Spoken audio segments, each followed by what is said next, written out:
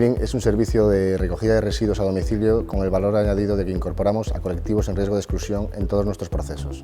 El proceso de reciclaje consiste en un trabajador debidamente identificado de Recicling, pasa por el origen, por las comunidades de vecinos, bares, restaurantes y cafetería, recoge los residuos y los traslada a nuestra central, donde en el caso de las cápsulas separamos el envase del residuo orgánico que contiene en su interior, del café. Es un proyecto pionero en el reciclaje, concretamente es un proyecto pionero en el reciclaje de las cápsulas de café. Por ejemplo, el envase de aluminio será valorizado con los recicladores de aluminio y en cuanto al café, el residuo orgánico lo transformaremos en un abono de excelentes cualidades, humus de lombriz, que actualmente estamos desarrollando con la Universidad Politécnica de Valencia y nos permite convertir un residuo en un recurso. Y muy valioso, por cierto, para agricultores, floricultores, empresas de jardinamiento público-privada, etc.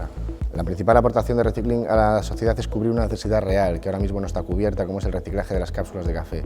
Y todo esto, hacerlo con colectivos en riesgo de exclusión.